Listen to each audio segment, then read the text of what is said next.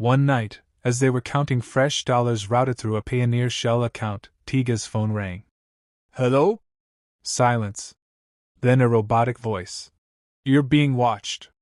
Turn yourself in. He froze. Looked at Kola. Looked at Femi. Femi laughed. Olmo, no be one of those 419 megaway day vex? Forget em. But Kola didn't laugh. He'd seen something earlier, a bounce on their VPN signal. Someone sniffing. Watching.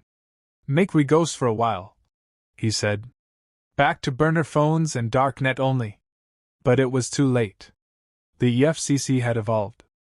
They weren't just chasing boys in clubs anymore. They had drones. AI. Undercover agents. After their narrow escape from EFCC operatives in Ikeja, Kola, Femi, and Tiga had sworn to disappear, rebrand their hustle, clean up their digital footprints, and avoid unnecessary attention. But Lagos had a way of luring them back in. The streets didn't forget you, especially when you owed them something. Their new base was a modest two-bedroom flat in Yaba, buried deep in the back streets, far from the flashy bars and clubs of Lekki where they once flaunted their wealth.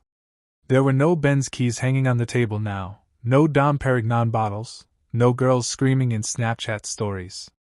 Just laptops, burner phones, SIM packs, and black curtains to block out both sunlight and suspicion. But in the silence, the grind got louder. Kola, the de facto leader, had always been the brains. Quiet, calculating, and meticulous. He didn't chase clout. While Tiga and Femi had once been regulars at Cubana and Quilox, Kola preferred dark rooms, fast Wi-Fi, and a cup of Nescafe. Boys, he said one night, peering over the rim of his glasses. We dey use old format. That romance run don tire. All these mamas don wise up. But crypto, nah they're the new fish day. He pulled up a slide on his laptop, a fake blockchain investment platform he'd been building from scratch. The logo was sleek. The fake testimonials were convincing. There was even a downloadable white paper full of jargon. DeFi-enabled wealth ecosystems, multi-chain integrations, autonomous staking protocol. Femi whistled. Olmo, this one legit pass legit. Tiga grinned. All we need now investors. Americans, Kola nodded. The ones way day retire soon. We go sell Lagos mining coin like na gold-backed crypto from Africa. Femi clapped. Na why I day here. He was the charmer. Fluent in American accents, he had perfected the art of becoming whoever the mega wanted, a financial advisor, a widow, a retired Navy vet. He once convinced a 60-year-old woman to sell her husband's car and invest in a fake fintech startup.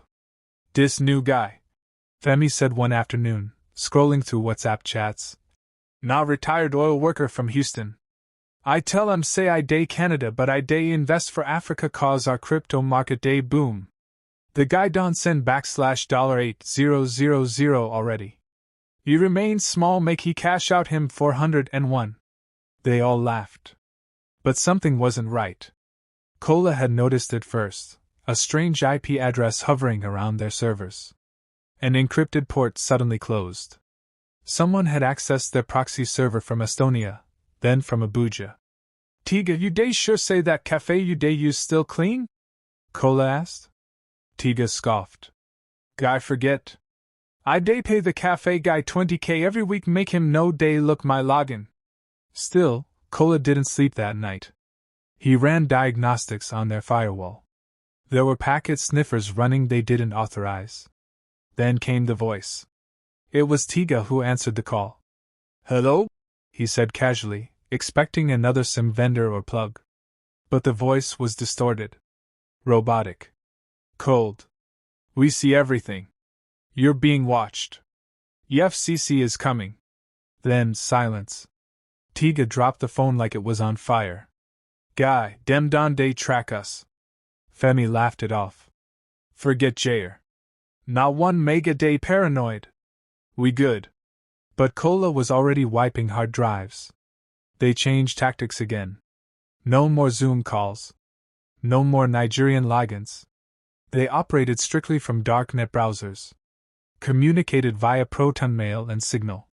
All transactions routed through a fake NGO based in Togo, with bank accounts set up in Seychelles. They called the new phase Operation Ghost. "We go move like shadow," Kola said. "No clubs, no Instagram, no girls." Femi wasn't happy. "How person go chop money and no day ball?" But he knew the game. Once you got too loud, the system came for you. They had seen it happen to other boys, Sparrow, who got picked up at Oneira with 4 laptops and a bottle girl, Saka, whose own cousin snitched him out when the dollars got too sweet. But the trap was already set. The Houston oil worker? Not real. The crypto platform? Already flagged. And the call Tiga received? A test. Unbeknownst to them, they were part of Operation Digital Ghost, a new task force formed between the EFCC and Interpol to track cybercrime syndicates operating out of Nigeria.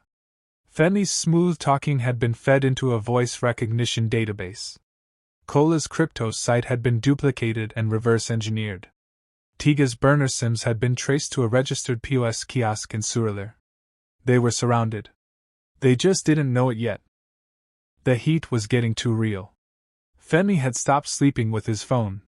Tiga stopped using his own voice on calls.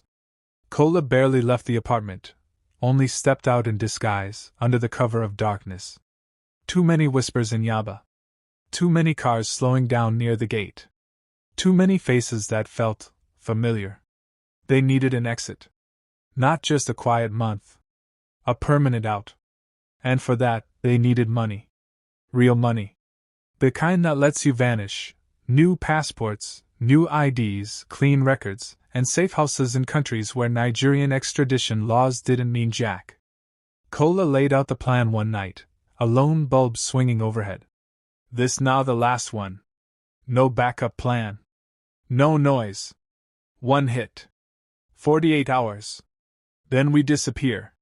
The mark was a billionaire tech investor, Martin Kellogg, a white venture capitalist known for backing crypto startups in Africa. The man was greedy, careless with details, and too arrogant to smell a scam when he was in the middle of one. They created a fake East African fintech startup, Zamani Pay. Its website was flawless. AI-generated staff photos. Fake interviews on Medium. A Telegram community of bots acting like eager investors. They even built a downloadable beta app that simulated real wallet activity. Femi posed as Nelson Abebe, the Ghanaian co-founder, full beard, Canadian accent, and a LinkedIn profile with Harvard credentials. Kola handled the back end, forged documents, pitch decks, fake financial audits. Tiga played logistics, managing crypto exchange accounts, running silent withdrawals, handling the mules across Kenya and South Africa. Kellogg took the bait. Hard. "I'm impressed," he said on Zoom, stroking his gray beard. "I want in. But I don't go light. I'm putting in $1.2 million. Even Tiga choked on his malt drink when he heard that. "Olmo, we day play Champions League now." The money hit in 3 stages. 1. $300,000 for app development. Sent in USDT. 2. $400,000 for expansion into East Africa. Routed through fake Kenyan accounts. 3. Final $500,000 after a fake demo day Zoom pitch attended by bot investors clapping in the comments. Within 48 hours, the money had been split, cleaned, and sent through 12 dummy accounts. From there, it vanished into offshore wallets. Untouchable. It was done. "We down blow," Tiga whispered. "Like for real this time." They met up at a quiet, rundown hotel in Ilasa. No champagne. No parties. No girls. Just 3 black duffel bags, 3 new passports, with names like Kwame Dlamini, Olu Jacobs, and Samuel Banda, and a silent understanding, no looking back. "From here we go different ways," Kola said. "Board flights from different airports. Don't contact me. Don't contact each other. If you hear my name, forget it. If I hear yours, I go do same." They nodded. They had come a long way from Lecky shortlets and Snapchat clout. Their lives were now spread across fake names, empty pasts, and crypto wallets buried beneath 7 proxies. 1 year later. A bar in Dar es Salaam, Tanzania. A news headline plays on the flat-screen TV. Interpol still searching for Nigerian fraud syndicate behind $1.2 million crypto scam. A man in a hoodie sips his drink, watching from the corner. He smirks, drops a few Tanzanian shillings on the counter, and walks out into the humid night. His name? Unknown. But once upon a time, he was called Cola.